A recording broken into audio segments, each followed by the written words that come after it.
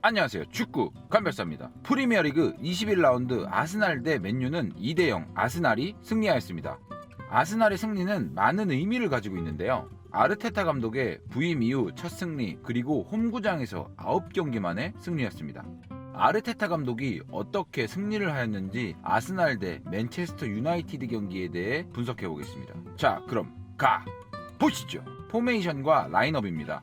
아스날은 평소와 다름없이 4-2-3-1 포메이션으로 나왔고 3-2-4-1 포메이션으로 스위치하는 모습이었습니다. 특이한 점은 자카가 수비 라인으로 내려와 루이스 왼쪽에 위치하며 콜라시나츠는 전방으로 올라가 왼쪽 측면에서 오바메양을 돕는 모습을 보여주었는데요.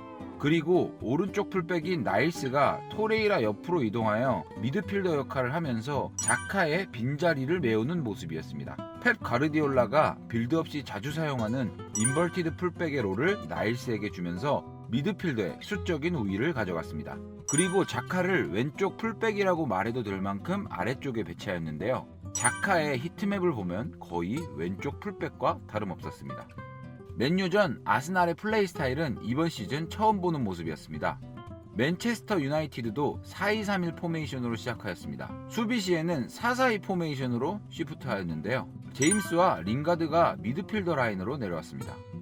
이것은 두 팀이 그라운드 위에 서 있는 모습입니다. 양팀 모두 4-2-3-1 포메이션을 들고 나왔는데요. 아스날이 공을 소유할 때 맨유는 4-4-2 포메이션을 만들었습니다. 오바메양은 안쪽으로 들어오면서 완비사카를 안쪽으로 데리고 들어오는 역할을 하였습니다. 완비사카를 데리고 들어오면서 공간이 발생하고 이 부분을 콜라시나츠가 올라가서 메워주었습니다.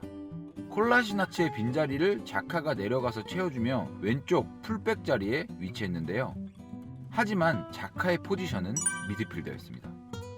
자카의 빈자리를 토레이라가 채워주고 토레이라의 빈자리를 나일스가 채워주면서 나일스에게는 인버티드 풀백의 역할을 지정했습니다. 이렇게 아스날은 3-2-4-1 포메이션을 만들었죠. 경기 장면에서 보겠습니다. 자카가 공을 잡은 장면인데요. 왼쪽 풀백이라고 해도 될 만큼 아래에 위치해 있습니다. 소크라티스, 루이스, 자카 3명이 뒤쪽에 위치해 있고 나일스가 미드필더 자리로 올라와서 토레이라와 미드필더에 위치해 있습니다. 콜라시나츠는 전방에 올라가 있는 모습입니다.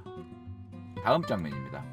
오바메양이 안쪽으로 좁혀 있고 공간을 콜라시나츠가 올라가서 채우는 모습입니다. 자카가 루이스 왼쪽에 위치하면서 왼쪽 풀백 자리에 있는 것을 볼 수 있습니다. 화면에서 소크라티스가 보이지 않지만 3백을 유지한 모습입니다. 나일스는 미드필더로 올라와 토레이라 옆에 위치한 모습인데요. 루이스가 공을 가지고 올라오니 오바메양이 전방으로 달려갑니다. 오바메양을 마킹하고 있던 완비사카가 같이 따라 들어가는데 자연스럽게 왼쪽에 콜라시나츠가 프리 상태가 됩니다.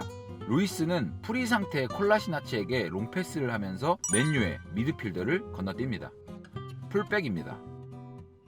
자카가 내려오고 나일스가 미드필더로 올라가면 아스날에게는 어떤 효과가 발생할까요? 자카가 내려가지 않고 콜라시나츠만 전방으로 올라간다면 제임스가 쉽게 수비하는 상황이 생깁니다. 제임스는 빠르기 때문에 콜라시나츠는 공격 한번 제대로 하지 못할 것입니다. 하지만 여기서 자카가 왼쪽 풀백 자리로 내려가면 제임스는 전방으로 자카를 압박하거나 후방으로 내려와 콜라시나츠를 수비하거나 두 가지 선택지가 생깁니다. 만약 전방으로 자카를 압박하면 완비사카는 오바메양, 콜라시나츠 2명을 상대하는 모습이 나타날 것이고 후방으로 내려와 콜라시나츠를 수비하면 자카에게 자유로운 공간을 주기 때문에 롱패스가 좋은 자카는 질축을 할 수 있는 모습이 나타날 것입니다. 하지만 경기 중에 제임스를 보면 어느 한쪽에도 치우치지 못하는 모습을 보여줬는데요. 자카가 수비 라인으로 이동할 때 맨유의 미드필더는 수적인 우위를 가져갑니다. 이때 나일스가 미드필더로 이동하면서 수적 우위를 쥐어주는 것인데요. 아스날은 왼쪽을 이용하면서 자카, 콜라시나츠 대 제임스, 콜라시나츠, 오바메양 대 완비사카 구도를 만들었습니다. 경기 장면에서 보겠습니다. 루이스가 볼을 잡은 상태에서 자카가 아래쪽으로 이동합니다. 제임스는 자카를 체크하는 모습인데요. 콜라시나츠에게 공간이 생기면서 프리한 상태가 됩니다. 옆에는 오바메양이 위치하고 있고요. 상황을 인식한 루이스는 콜라시나츠에게 롱패스를 하고 맨유의 미드필더는 없어지는 모습을 다시 한번 볼 수 있습니다. 볼을 받은 콜라시나츠가 공격을 이어가는데 맨유 수비수 4명이 아스날 선수 5명을 상대하는 모습입니다. 아스날이 공격 시 수적인 우위를 가져가네요. 자카와 루이스입니다. 맨유전에서 두 선수는 극강의 모습을 보여주는데요. 자카와 루이스는 콜라시나츠에게 롱패스로 공격을 이어주는 역할을 하였습니다. 오바메양과 함께 완비사카 쪽을 파고들어 공격하는 것입니다. 자카는 롱패스 7개 중 7개로 성공률 100%를 기록했고 파이널 서드로 들어가는 패스도 100% 성공률을 보였습니다. 루이스는 17개 중 10개로 58%의 롱패스를 기록했는데요. 자카와 루이스의 롱패스로 맨유의 미드필더 라인을 지워버림과 동시에 공격 시 파이널 서드에서 수적인 우위까지 가져가는 모습이었습니다. 진화된 수비 움직임입니다. 첼시전 동일하게 전방에서 강하게 압박하는 모습을 볼 수 있었는데요. 하지만 첼시전에서 깨달은 것이 하나 있습니다. 바로 체력입니다. 첼시전 전반전에는 강한 전방 압박을 하였지만 체력이 떨어지면서 후반전에는 압박의 강도가 약해진 모습을 보여주었습니다. 맨유전에서도 전방에서 강하게 압박하지만 지역 방어를 하는 모습을 섞어주며 미드필드에서 패스 길목을 차단하였는데요. 맨유전 전방 압박입니다. 맨유 수비 라인까지 내려가서 강하게 압박하는 외질과 라카제트는 맥과이어의 패스 길목을 차단하였습니다. 맥과이어의 선택지는 골키퍼, 린델로프, 전방의 롱킥 3가지 선택지였는데요. 골키퍼에게 패스를 하면 바로 전방으로 롱킥을 하거나 매우 치명적인 상황이 발생할 것입니다. 린델로프에게 패스를 하면 화면상에 보이진 않지만 오바메양의 수비가 이루어질 것입니다. 맥과이어는 전방에 롱킥을 하는 선택밖에 없어 보여집니다. 맥과이어는 롱패스를 했고 볼은 아웃되어 나가네요. 아스날은 쉽게 소유권을 가져오는 모습입니다. 지역 방어입니다. 맥과이어가 볼을 잡아 전방을 보지만 줄 데가 없는 제스처를 취합니다. 결국 옆에 있는 린델로프에게 패스를 한 뒤 앞선 선수들에게 줄 데가 없는 제스처를 다시 한번 취하죠. 전방에서 움직임이 없다는 뜻입니다. 물론 린델로프도 전방으로 킥을 때립니다. 맥과이어가 볼을 잡았지만 다시 한번 전방으로 킥을 해버립니다.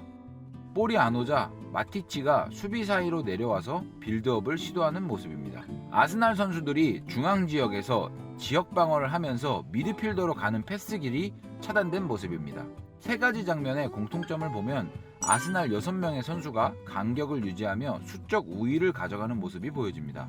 그리고 가장 중요한 것은 맨유의 롱킥이 넘어왔을 때 소크라티스와 루이스의 공중볼 경합에서 모두 승리한 것입니다.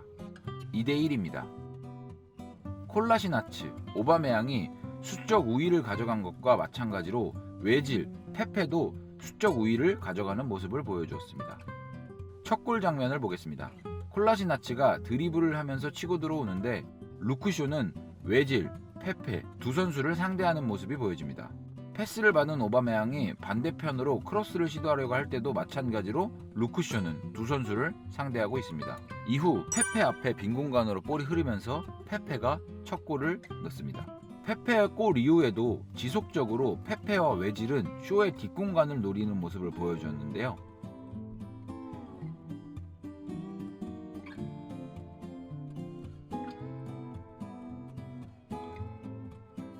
아르테타 감독은 자카를 사용하는 방법을 확실히 알고 있는 모습이고 세밀한 전술로 승리하는 모습이었습니다. 오늘 아스날 대 맨유 경기 분석은 여기까지고요.